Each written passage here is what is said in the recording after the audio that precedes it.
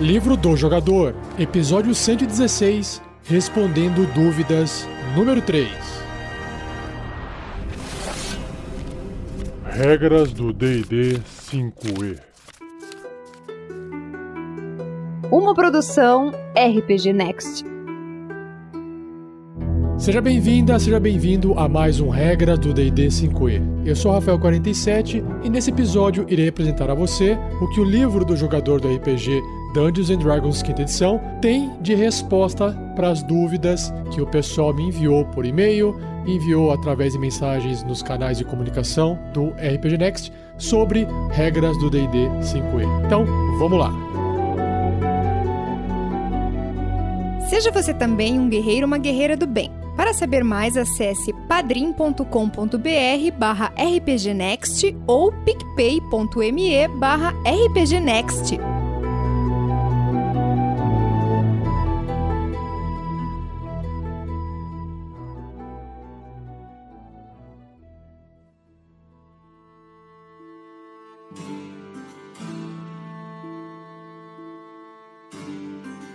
A primeira mensagem enviada foi de Kelton Pereira. Ele escreveu assim: Olá, Rafael47, me chamo Kelton Pereira, sou de Itabira, Minas Gerais, terra do poeta Carlos Drummond de Andrade.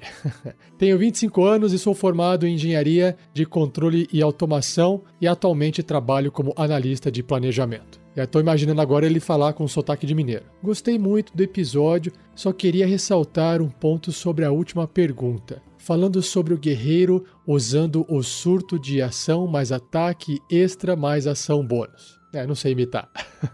O que a descrição fala é que o personagem realiza uma ação adicional juntamente com sua ação e possível ação extra. O que dá a entender é que o surto de ação só te dá mais uma ação. Se você contar que a ação bônus também é uma ação, se o surto permitir você ter uma ação normal mais a bônus, você estaria ganhando 2 ações adicionais. Mas a descrição fala somente uma ação adicional. Logo, um guerreiro de nível 5 com 2 armas faria o seguinte: 2 ataques na sua ação normal, 2 ataques com o surto de ação, 1 ataque da sua ação bônus, totalizando 5 ataques. E um guerreiro de nível 20 teria 4 ataques da sua ação normal, 4 ataques do surto de ação e 1 ataque da ação bônus. Li muito essa regra porque queria fazer um híbrido de guerreiro e paladino, que é o multiclasse, né? E queria dar trocentos ataques com Divine Smite.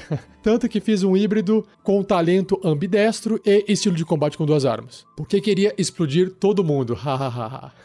Enfim, espero que leia essa mensagem e que minha pontuação seja pertinente. Gosto demais do trabalho de vocês. Parabéns. Abração. Eu que digo aqui um obrigado pra você, Kelton, e um abraço. Olha só, você tem razão, e aí eu fui estudar também, não foi só você que mandou essa mensagem pra gente, ou pra mim, né, no caso, que tô fazendo regras do D&D 5e, mas outras pessoas também. Então, assim, só pra lembrar o pessoal, é que no episódio de dúvidas número 2, o anterior a esse, que foi o episódio 100, eu fiz aqui a matemática e eu acabei incluindo um ataque a mais, porque quando eu li o surto de ação, na versão traduzida em português, o texto é assim: a partir do 2º nível, você pode forçar o seu limite para além do normal por um momento. Durante seu turno, você pode realizar uma ação adicional juntamente com sua ação e possível ação bônus. Então, na minha interpretação, se eu estou fazendo uma ação, logo eu estou tendo uma possível ação bônus. Foi isso que eu interpretei da regra. E, na verdade, não é. Tanto que, agora eu vou passar uma informação aqui nova para vocês. A Wizards of the Coast, que é a desenvolvedora, a publicadora do D&D, ela lançou um PDF gratuito, você consegue acessar isso no site deles, nesse ano inclusive, chamado Sage Advice Compendium. O que eles fizeram? Basicamente, eles coletaram várias perguntas na internet que estavam gerando essas discussões sobre algumas regras e eles resolveram atualizar nesse PDF e falou assim, olha, a gente reescreveu aqui algumas regras. Tá? E aí, claro que a versão nova do livro do D&D, que faz parte daquele gift set, que é aquele box que vem os 3 livros juntos, que inclusive tá no link aqui do post para você poder comprar. Infelizmente só tem a versão em inglês. Se você comprar essa versão, ele já vem com essas regras atualizadas, com esse texto atualizado. E claro que no meio desse monte de texto, você tem a atualização da regra desse surto de ação, do Action Surge do guerreiro. Então basicamente ficou assim no finalzinho da frase: durante durante seu turno, você pode realizar uma ação adicional. Ponto. Então, você tem uma ação adicional e não diz nada sobre a ação bônus, porque todo personagem tem uma ação bônus apenas no seu turno, a não ser que alguma magia, alguma regra diga o contrário. Então, se você gastou a sua ação bônus, já era, acabou, não tem outra. Então, sim, é verdade, um guerreiro de nível 2, usando 2 armas, certo? Usando também seu surto de ação, ele consegue fazer um ataque com a sua ação normal mais uma ação bônus, outro ataque com o seu surto de ação, totalizando 3 ataques. Então, seguindo essa mesma lógica, o guerreiro de 5º nível vai fazer 5 ataques ao invés de 6, que eu tinha falado no episódio número 2 de dúvidas. O guerreiro de 11º nível, 7 ataques ao invés de 8. E o guerreiro de 20º nível, 9 ataques ao invés de 10. Certo? Então isso está corrigido e obrigado a todos aí que discutiram e debateram essa regra. Agora tem um documento oficial da Wizards of the Coast chamado aqui Sage Advice Compendium. Acesse lá que é bem legal, tem um monte de informação para você. São 19 páginas. E claro que tá tudo em inglês. Só que para complementar esse papo, continuando aqui, ó, o Gabriel Oliveira, ele comentou no YouTube, lá no episódio 86, que eu disse sobre 12 magias de nível 3 de transmutação. Ele escreveu assim: eu tenho uma dúvida na magia Haste, que é velocidade. Quando o alvo, pensando que ele seja de uma classe que tem um ataque extra, como por exemplo o guerreiro, está sob efeito dessa magia e tem direito à ação de ataque, ele pode usar o ataque extra totalizando 4 ataques? Então vamos lá, vou responder aqui pro Gabriel de forma mais abrangente, tá, Gabriel? Porque você colocou aqui 4 ataques? Depende do nível desse personagem. Então vamos lá, vamos rever a velocidade. Então a magia de 3º nível de transmutação, né? Ela tem uma ação para ser conjurada, o alcance é de 30 pés, componente verbal somático material, duração, concentração até 1 minuto. Então, escolha uma criatura voluntária que você possa ver dentro do alcance até a magia acabar. O deslocamento do alvo é dobrado. Ele ganha mais 2 de bônus na CA, na classe armadura, e ele tem vantagens em testes de resistência e de destreza. E, presta atenção agora, e ganha uma ação adicional em cada um dos turnos dele. Então, é a mesma coisa que a discussão aqui do surto de ação. Ele ganha uma ação adicional. Ele não vai ganhar uma ação bônus, ok? A ação pode ser usada apenas para realizar as ações de atacar, ou seja, um ataque com uma arma apenas. No caso, se for um monge, a arma que é a mão, os pés, é considerada também uma arma, porque é um ataque especial do monge. Você pode usar essa ação para fazer disparada, desengajar, esconder ou usar um objeto. Beleza. Aí, quando a magia acabar aqui, o alvo não poderá se mover ou realizar ações até depois do seu próximo turno, à medida que uma onda de letargia toma conta dele. Ele fica cansadão e por um turno ele fica lá parado sem conseguir fazer nada. Beleza. Então, usando essa magia no mesmo exemplo do guerreiro, vamos pegar ela de novo, aquele guerreiro usando 2 armas, ok? Então, no nível 2, ele está saindo lá dos seus 3 ataques, ou seja, uma ação normal para fazer um ataque, mais a sua ação bônus. Aí ele faz 2 ataques. Aí ele gasta o surto de ação. Aí o que ele faz? Mais um ataque. Aí ele tem uma ação extra. E aí ele faz mais um ataque. Acabou. Então ele faz 4 ataques. Ou seja, aquele mesmo guerreiro de nível 2 com 2 armas do exemplo que eu citei agora há pouco, ao invés de 3 ataques, ele vai fazer 4. Só que o que acontece aqui? Quando ele está no 5º nível, a descrição dele sobre o ataque extra do guerreiro significa que toda vez que ele usa ação para fazer um ataque, ele faz, ao invés disso, 2 ataques no 5º nível. Então, essa ação extra da magia Haste, ao invés de permitir que ele faça apenas um ataque com essa ação extra da magia, ele vai poder fazer 2 ataques. Essa é a minha interpretação. Ou seja, no 5º nível, o guerreiro com 2 armas vai fazer, vamos lá, uma ação, 2 ataques, mais um ataque bônus. Só que aí ele tem um surto de ação, ele faz mais 2 ataques. Só que aí a ação extra, que permite ele gastar uma ação de ataque, usar isso como ataque, logo ele ativa o poder especial dele, que é fazer 2 ataques. Então você soma no total aqui 7 rolagens de ataque no nível 5. Maior do que as 5 rolagens anterior. E faz todo sentido, porque ele está acelerado, ele está com velocidade, né? Só um ataquezinho a mais, ou seja, se ele tivesse aquele 5 para fazer 1 a mais e 5 para 6, não parece que ele está tão rápido assim. Agora, de 5 para 7 já é um pouco melhor. O guerreiro no 11º nível, olha só, ao invés de ele fazer 7 ataques com 2 armas, lembrando, ele vai fazer 10, Porque o guerreiro no nível 11, quando ele faz uma ação de ataque, ele pode fazer 3 ataques, certo? E por fim, um guerreiro de 20º nível, ele vai fazer, ao invés de 9 ataques com 2 armas, ele vai poder fazer 13 rolagens de ataque, com a magia Haste, com a magia Velocidade. E aí ele vai parecer um furacão de espada girando. Pô, é legal pra caramba, vai. Você fala, pô, mas é muita rolagem, demora pra caramba, mas é um guerreiro de 20º nível. O guerreiro é isso que faz, o guerreiro usa a espada e ataca um monte. E é outra coisa, pessoal. Se você estiver jogando e de repente você descobriu que, nossa, eu fiz um ataque a mais sem querer porque eu interpretei a regra errada aqui. Convenhamos, né? É um ataque a mais. O guerreiro tá lá de 13, opa, fiz 14 ao invés de 13, ou era pra ter sido 12, sabe? Pensa um pouquinho que é tanto ataque, tanta espadada, que esse erro perto do número de ataques que você pode fazer não é tão grande assim. Diferente se você, de repente, eu tinha que ter feito 2 ataques e fiz 1, pô, aí é bastante coisa de erro, né? Ou o contrário, nossa, eu fiz 3 ataques, era para ser só 2, né? Aí é um erro grosseiro. Mas de 13 para 14, de 13 para 12, eu não vejo tanta diferença assim, mas pela matemática e pela minha interpretação aqui, também dá 13. Espero que esteja interpretando agora certo a regra. Você pode aplicar essa magia Haste, velocidade, para monge, para outros personagens marciais que ganham um novo ataque quando gasta sua ação para fazer um ataque, certo? Beleza? Então, para fechar esse assunto de ataques aqui, se você quiser ouvir mais sobre isso, quiser revisitar episódios do Regras do D&D 5e, ou se você não ouviu ainda, episódio 22 é o episódio sobre a classe do guerreiro Fighter. O episódio 62 fala sobre as regras de como realizar um ataque e regras de cobertura. É lá que vai explicar um pouquinho mais sobre ataques. E, claro, os episódios de magia, que tem a tag, o título Transmutação. Então, qualquer episódio que tiver transmutação vai estar falando sobre as magias de transmutação de diversos níveis, beleza?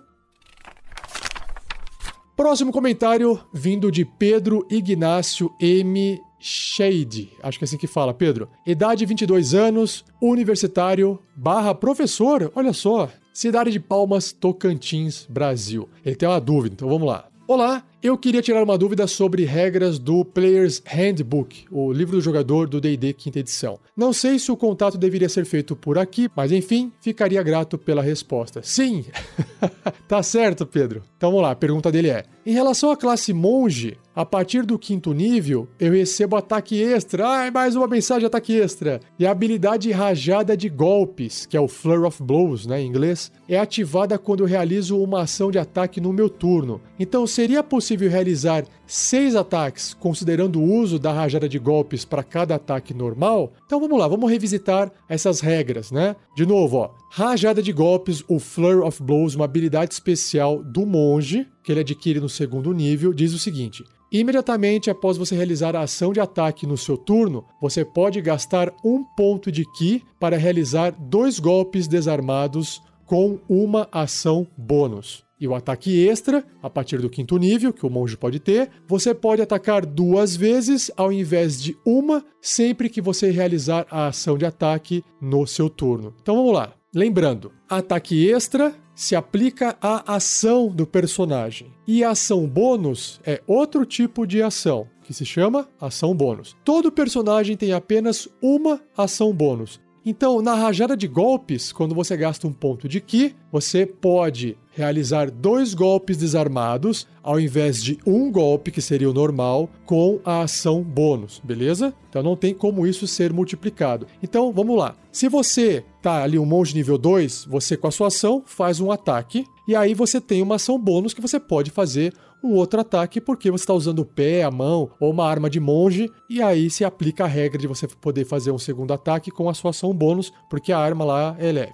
Beleza. Só que se você gastar 1 ponto de Ki, e como você acabou de gastar essa ação bônus, ou você ainda está gastando essa ação bônus, você pode fazer mais um golpe desarmado, ok? Beleza. Agora, com ataque extra, no 5º nível, você pode fazer mais um ataque, e acabou. Não tem mais uma ação bônus. Ou seja, a resposta aqui para o Pedro é não. Você não pode realizar 6 ataques. A resposta é 4 ataques no 5º nível do monge. E claro que você pega essa interpretação da regra e aplica para os outros níveis quando ele tiver mais ataques. Beleza? E aí o Pedro continua aqui com mais uma pergunta. Outra dúvida. Eu posso, ou poderia, atordoar o inimigo e logo após derrubá-lo, deixando nessas duas condições em uma mesma rodada? Porque o monge também tem um ataque especial que ele pode gastar lá um ponto de ki e pode atordoar o inimigo. E a resposta, Pedro, é não. Se você ler a regra novamente, ele fala, olha, você pode atordoar o inimigo e é isso, porque atordoar o inimigo ele está meio tonto, ele não está inconsciente ou ele não está caído no chão. É outra condição. Então é o seguinte, se você atordoou o seu inimigo com esse seu ataque e você quiser derrubá-lo no chão, você vai ter que usar uma outra ação. Então você poderia, por exemplo, usar a sua ação extra se você tivesse com a magia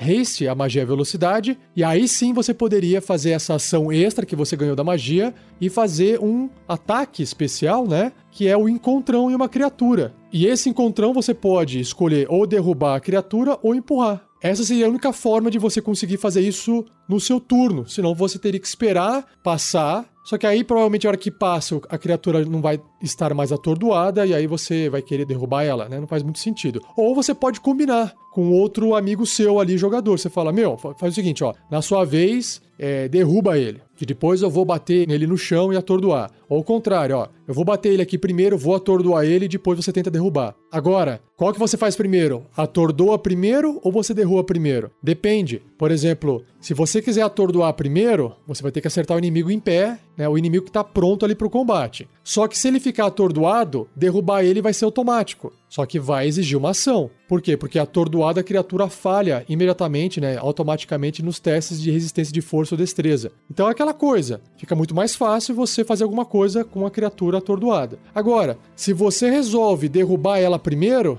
ela também vai tentar resistir a ser derrubada. Uma vez que você derrubou ela, ela vai estar no chão, ela vai estar caída. Qualquer ataque que você fizer, se você tiver adjacente a ela, né, 1,5 m, um quadradinho ali do lado, você faz com vantagem. E aí é mais fácil acertar a criatura para poder atordoar, entendeu? Então depende da estratégia. E se vocês quiserem ouvir mais sobre essa discussão sobre o monge, ouvir um episódio sobre o monge, sobre toda a classe do monge, acesse Regras do D&D 5e, episódio 23. Beleza? Então, grato também aí pela atenção, Pedro Shade, acho que é assim que fala. Obrigado pela sua pergunta, obrigado por ajudar a gente a criar conteúdo aqui para vocês, beleza? Valeu e um abraço.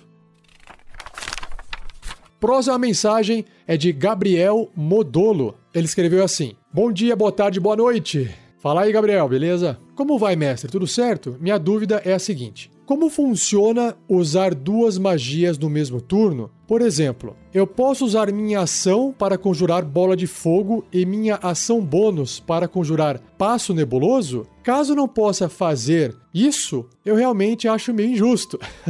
Pois em classes físicas, ou de artes marciais, né, tem ataque extra e muitas vezes podem atacar múltiplas vezes, enquanto classes mágicas têm apenas a ação para conjurar apenas uma magia. Muito obrigado pelo esclarecimento e pela atenção, mestre. Eu acho incrível os podcasts de vocês e escuto sempre, enquanto dirijo, enquanto trabalho, a todo momento que posso. Um grande abraço. Valeu, Gabriel. Então vamos lá para a sua resposta. Olha só, vamos pensar o seguinte aqui, ó. Bom, é difícil você querer comparar um guerreiro que tá fazendo lá 16 ataques, igual eu expliquei ali, com a magia velocidade, com 2 armas no nível 20, e um mago que pode fazer cair uma chuva de meteoro em cima de alguém. Então, são coisas diferentes. Por mais que um guerreiro possa fatiar alguém dando múltiplos ataques, se você olhar de longe, é uma pessoa girando a espada. E o conjurador, se você olhar também de longe, mas bem de longe, o bicho tá lá levantando a mão e de repente o céu tá escurecendo e tá vindo um meteoro. Então, você acha que isso é injusto? É que eu acho que você tá pensando só em magias de nível baixo. Então você tem que comparar quando o nível dos personagens vai subindo. Um guerreiro vai fazer 16 ataques quando um mago tiver no nível 20 fazendo o céu pegar fogo, cara. Então, mas vamos lá, deixa eu pegar as regras aqui, ó. Se vocês irem lá no livro do jogador, vai ter uma explicação na parte de magias sobre a ação bônus. E tá escrito o seguinte, ó. Uma magia conjurada com uma ação bônus é especialmente veloz. Você deve usar uma ação bônus no seu turno para conjurar a magia, presumindo que já não tenha feito o uso da ação bônus nesse turno. Claro, porque você só pode usar uma vez a ação bônus. você não pode conjurar outra magia durante o mesmo turno, exceto se for um truque que tenha tempo de conjuração de uma ação. E é aqui que a regra limita o que você falou, Gabriel. Ou seja, o passo nebuloso é uma magia que sim, você usa uma ação bônus. Só que se você já fez essa magia com uma ação bônus, você não conseguiria fazer bola de fogo, porque a bola de fogo usa uma ação e não uma ação bônus. Não pode. E por que não pode? Pensa o seguinte, vamos supor que você pudesse fazer uma magia de uma ação. Então, eu fiz aqui o passo nebuloso e agora eu vou fazer uma muralha prismática de nível 9, que é uma magia que consome uma ação. Agora eu vou fazer uma magia de Wish, que é desejo de nível 9, que também consome uma ação. E agora vamos pegar quais são as magias aqui que gastam uma ação bônus. A magia mais forte que usa uma ação bônus é a palavra divina, que é uma magia de clérigo de nível 7. Então, se eu pudesse fazer uma magia de ação bônus, como um clérigo, fazer palavra divina de nível 7 e depois fazer uma magia de Wish nível 9 com uma ação, perceba o quão poderoso é isso. É muito forte. Então, eu não considero injusto. O que eu acho ruim, na verdade, é que você tem que ficar lembrando disso, porque não é intuitivo. Você fala assim, bom, se eu tenho uma ação e posso fazer uma magia que consome uma ação, e eu tenho uma magia que consome uma ação bônus, por que eu não posso fazer, uma bola de fogo, igual o Gabriel falou, depois fazer o passo nebuloso? Ou seja, é intuitivo pela regra que eu poderia fazer, mas existe uma exceção à regra para poder contrabalancear um pouco, porque senão aconteceria isso que eu falei, de você fazer duas magias muito fortes na vez do personagem. Beleza? Agora, se você se perguntar, tá, mestre, agora se eu tiver com a magia haste e velocidade, eu poderia fazer uma outra magia de nível 1? Lembrando, a ação pode ser apenas usada para realizar ações de atacar, ou seja, um ataque com arma apenas, e não fazer magia. Pelo mesmo motivo, fazer um ataque com uma espada não é a mesma coisa do que eu fazer uma magia de tempestade, de muralha prismática. Não é a mesma coisa. A magia de nível 9 é muito, mas muito mais forte. Muito mais forte. Tanto que você tem slot de magia, espaço, né? Você não pode ficar fazendo várias magias. Um guerreiro pode atacar várias vezes. Um mago, por exemplo, vai fazer a magia 1, 2 vezes e vai ficar esgotado. Talvez uma terceira ele consiga fazer. E acabou. Ele vai ter que dormir para poder, depois, no outro dia, fazer magia novamente. Enquanto um guerreiro pode ficar ali atacando o dia inteiro sem cansar. Para você ter noção do poder que é conseguir fazer magia, beleza? Bom, se você quiser conhecer mais sobre, ouvir mais sobre magias, acesse o episódio 65 do Regras do D&D 5e, que tem o título de Tudo sobre Magia, lá do livro do jogador, beleza? Valeu, Gabriel, um abraço, cara! Vamos lá, e o último comentário enviado foi de Patrick Zimbrão, ou Zimbral, porque não tem um tio aqui, Patrick, então se eu estiver lendo seu nome errado, desculpe. Vamos lá, ele escreveu assim, ó. Bom dia, Rafael. Sou ouvinte do RPG Next há um tempo e recentemente comecei a ouvir o podcast do Regras do D&D 5e, pois em breve irei mestrar uma partida usando esse sistema. Aê, parabéns, mestre! Porém, minha dúvida é a seguinte, a magia sugestão, ou suggestion em inglês, eu gostaria de entender um pouco mais sobre ela, tendo em vista que no livro explica muito pouco, e o que mais me deixou confuso é que tipos de sugestão estaria restrita ao uso dessa magia. Por exemplo, eu poderia sugerir para uma pessoa se matar com uma lâmina e isso iria acontecer ou não? Essa é a primeira pergunta dele. Segunda dúvida, a respeito do limite da magia, o que pode ser feito e o que não pode ser feito. Mais uma dúvida do Patrick, ele diz assim, olha, você disse que a magia, só pode ser usada por bruxos, magos, feiticeiros e bardos. Porém, na página do clérigo diz que o mesmo pode utilizá-la se for do domínio do conhecimento. Poderia tirar minhas dúvidas? PS, vocês são demais, abraço a equipe RPG Next e um bom final de semana com boas rolagens. Até. Atenciosamente, Patrick Zimbrão ou Zimbral. Abraço, Patrick, muito obrigado. Então vamos lá. Vou responder aqui de trás para frente, porque a última é mais rápida, a segunda pergunta dele. E você tá certo, Patrick, essa magia sugestão ou suggestion, sim, ela pode ser utilizada pelo clérigo se o seu clérigo for do domínio do conhecimento. Só que isso não é uma coisa padrão, tá? É só o clérigo que escolheu o domínio do conhecimento. Ou seja, essa magia não está na lista normal do clérigo lá no livro. Se você vê na lista de magias e pegar lá clérigo, você vai ver que essa magia não está listada embaixo das magias de clérigo. Por isso que eu não falei. Ou seja, o fato dessa magia estar na lista do clérigo do domínio do conhecimento é uma exceção, ok? Mas o clérigo do domínio do conhecimento não é a única exceção. Por exemplo, se você está jogando com um ladino e seguiu lá o arquétipo de trapaceiro arcano,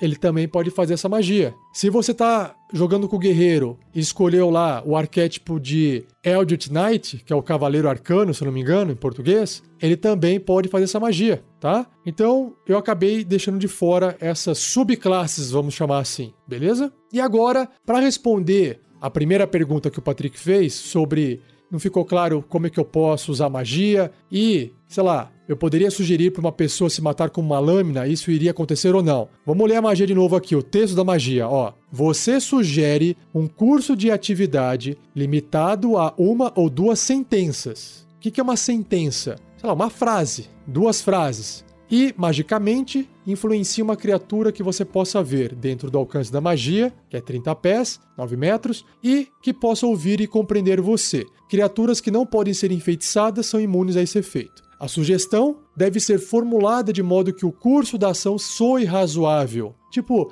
oi fulano, você poderia ir lá na cozinha pegar um copo de água para mim? E você tira a pessoa da sala, porque de repente você quer armar algum esquema ali, e a pessoa simplesmente sai. Ou seja, é uma ação razoável, não vai acontecer nada demais com ela. E aí a magia continua aqui, ó. Dizer para a criatura se esfaquear, se arremessar em uma lança, tocar fogo em si mesma ou fazer algum outro ato obviamente nocivo anulará o efeito da magia. Então tá bem claro aqui, viu, Patrick? Não tem como se confundir com isso. Pensa assim, ó. Se eu falar uma coisa pra você que não soa razoável, a magia não vai funcionar. Agora, Patrick, você pode agachar e fazer 10 flexões? Você fala, soa razoável, eu posso fazer isso. Isso não vai causar nada de mal pra mim. Beleza, eu agacho e começo a fazer 10 flexões. Agora, se você faz sugestão, tem uma pessoa numa cadeira de roda, você fala, você poderia pular. Ela não consegue pular, ela tá numa cadeira de roda, ou seja, não soa razoável esse pedido. A magia não vai fazer ela pular, ela não tem condições de pular, entendeu?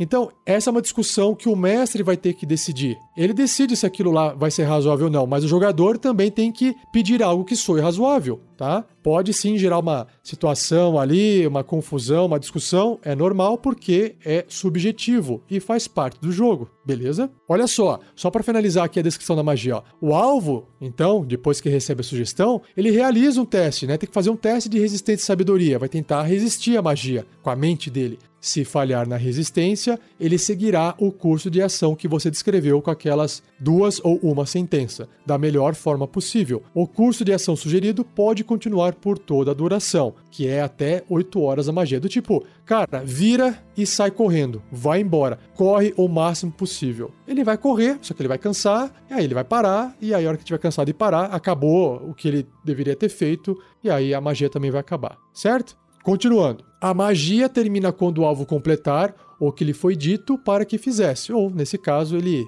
termina antes porque ele não consegue mais executar. Você pode também especificar condições que irão ativar uma atividade especial pela duração. Por exemplo, você poderia sugerir a um cavaleiro que entregasse seu cavalo de guerra ao primeiro mendigo que ele encontrar. Aí, que trollagem. Ou seja, ele vai perder o cavalo. Soa razoável? Soa, porque é só entregar o cavalo. Não tem nada que vai afetar ele, vai matar ele, vai prejudicar ele. Agora, se você fala assim, entregue o cavalo, e aí pise na lava que vai estar do lado derretendo, não faz sentido nenhum. O entregar o cavalo é razoável. Agora, descer do cavalo para pisar num lugar onde você vai se machucar não é razoável. Deu para entender? Tá? Se a condição não for satisfeita antes da magia expirar, a atividade não será concluída. E por fim, se você ou um dos seus companheiros causar dano a uma criatura afetada por essa magia, a magia termina. Não importa. Aí, às vezes você fala assim, fulano, vem cá, chega aqui perto de mim. Chega aí, vou te falar um negócio. Você faz a magia, o cara vem. Ou você fala assim, é o seguinte, sou amigo, não me ataque. Ele não vai atacar. Não me ataque e chega aqui perto. Aí ele, não ataco, vou chegar perto de você. E de repente é um puto inimigo. Aí ele chega até você, e aí o que você faz? Eu ataco. Ou, claro, você já fez a sua ação, né? Mas a magia dura 8 horas. Você pode... Galera, é o seguinte, ó. Vou montar a cena aqui de novo, ó. Vocês, ó, a magia de sugestão é de nível 2, ok? Então, para ser de nível 2, você não tá tão fraquinho assim. Então vamos pegar lá a aventura Storm King's Thunder, beleza? Vamos supor que o Grandorf, que é o clérigo, fez essa magia de nível 2 no Zéfiros, que é o gigante lá da torre voadora. E aí, ele falou assim, ei, Zéfiros, desça, vem aqui perto de nós e que a gente quer dar uma olhada em você mais perto. E ele faz a magia, o Zéfiros falha no teste de resistência e sabedoria, e aí o Zéfiros, que é o gigante da nuvem, super poderoso, vai chegar perto do Grandorf. E aí a condição foi cumprida. E claro que você tem que adicionar o seguinte, olha, chega aqui perto e fica parado aqui na nossa frente até eu dar uma segunda ordem. Aí ele chega perto e fica parado até receber a segunda ordem, beleza.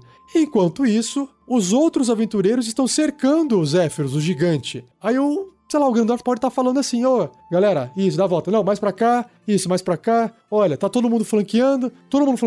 Beleza? Então vamos lá, vamos atacar. Aí o mestre fala, rola a iniciativa. O Zéfiros também vai rolar a iniciativa. Só que o Zéfiros, a princípio, não vai poder agir porque ele tá sob efeito da sugestão. E aí, a primeira criatura que fizer o ataque, a magia acaba. Mas aí, todo mundo já tá preparado, já tá todo mundo ali flanqueando. Talvez não seja uma boa ideia, porque a criatura pode, de repente, ter um ataque em área que vai arrebentar todo mundo. Talvez seja até pior ainda fazer isso. Mas é para isso que essa magia serve. Ela tem que ser usada de forma estratégica. Acho que ficou bem respondido agora as formas que você poderia usar essa magia. Ficou, Patrick? Galera, se não ficou, pode escrever mais aí ou deixem as suas sugestões, deixem as suas ideias aí pro Patrick de como usar essa magia de forma legal. Escrevam aí no post, no YouTube, onde você estiver ouvindo esse episódio, beleza? E se você quiser conhecer mais sobre magias de encantamento, porque magias de encantamento têm esse poder de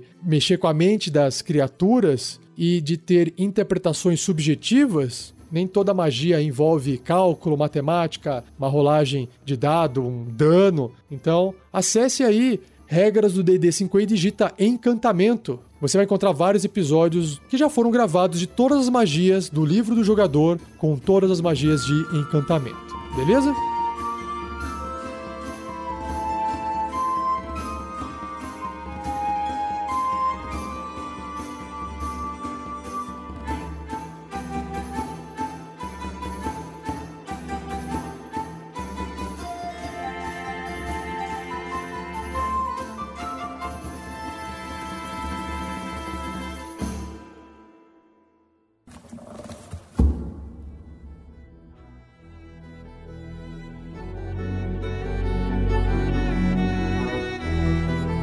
E assim eu encerro mais um episódio de Dúvidas. Muito obrigado para todos vocês que me enviaram mensagens com dúvidas para que eu pudesse ter feito esse episódio para vocês, beleza? Mas não pare. Se você ainda tiver dúvida, pode continuar enviando dúvidas para rafael47@rpgnext.com.br. Você pode escrever no post desse episódio se você achar melhor, não precisa mandar por e-mail necessariamente. Eu vou continuar acumulando essas dúvidas sempre e quando eu achar que vale a pena eu fazer um episódio, eu volto aqui para fazer o Dúvidas número 4 para vocês. Não se esqueça de compartilhar, você pode continuar a discussão desse cast no post do episódio, na verdade deve fazer isso, e mandem um agradecimento para Gleico Vieira Pereira, o editor desse episódio. Valeu, Gleico! E não deixe de visitar nossas redes sociais. Nós estamos no Facebook, nós estamos no Twitter, nós estamos no Instagram e nós estamos no YouTube. Dê uma olhadinha lá e veja o que a gente está publicando. Interaja conosco por lá, beleza? Então é isso. E não perca o próximo episódio,